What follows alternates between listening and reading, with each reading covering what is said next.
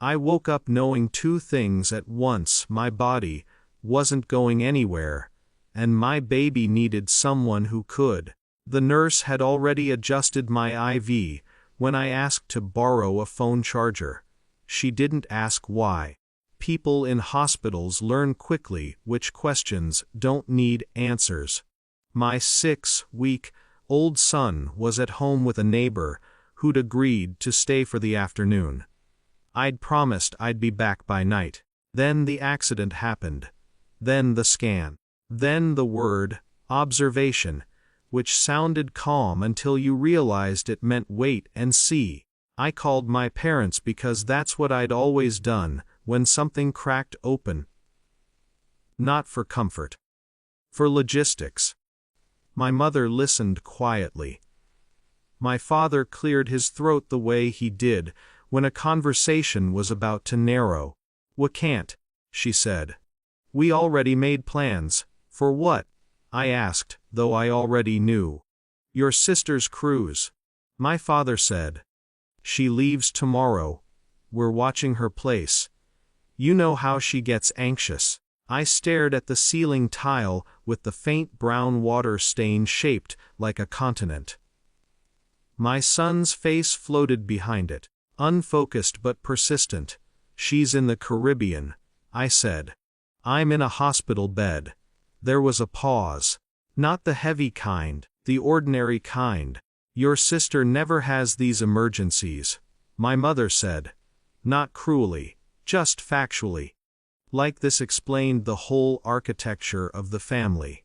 After we hung up, I didn't cry. I felt something more useful slide into place. I called the hospital's social worker, then a licensed postpartum care agency I'd bookmarked months ago, half hoping I'd never need it. I authorized overnight care, then extended care. The numbers added up fast. I watched them add up anyway. By evening, I'd arranged a rotation that would keep my son safe for the next week. I emailed my employer. I signed digital forms with a hand that shook only slightly. When the agency asked about payment method, I paused. For 9 years I'd been sending $4,500 a month to help cover my sister's transitions, rent gaps, certifications she never finished, emergencies that somehow never involved blood or ambulances. It had started after my first promotion. It had never officially ended. I logged into my bank app. I stopped the recurring transfer, $4,500 a month, 9 years. The total sat there, clean and impersonal, the 486,000. I didn't feel vengeful. I felt accurate. The night nurse checked my vitals. The baby monitor app showed my son sleeping, his mouth slack with the seriousness of it. The caregiver sent a note. "All good. He likes being walked near the window." I slept. The next morning, my grandfather walked in. He didn't knock. He never had. He carried a paper cup of coffee and a folded jacket over his arm, like he'd stepped out only briefly and decided to stop by. He looked at the machines before he looked at me. "You're all right?"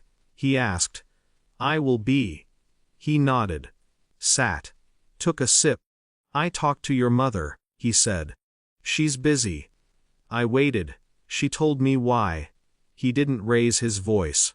He didn't soften it either. I also spoke to the care coordinator downstairs. He continued. "And to your sister. She was surprised you needed help. She said you're usually good in a crisis." I almost laughed. Almost. Then he said, "I also noticed the transfers stopped." I finally looked at him. He met my eyes, calm and steady. That was overdue. I didn't do it to make a point. I said, "I know," he replied. "That's why it matters." He reached into his jacket and pulled out a folder. Inside were copies of arrangements I hadn't known existed. A trust he'd quietly set aside for actual emergencies.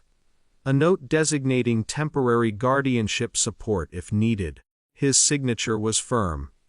Recent? I'm not here to punish anyone, he said, but I am here to be clear. Your child will be cared for.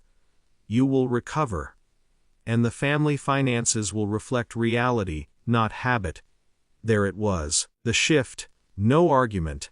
No raised voices.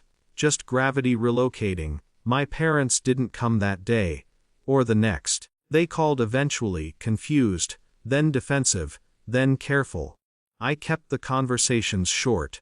Polite. Unrevealing. The caregivers came and went. One brought soup and stayed a little late.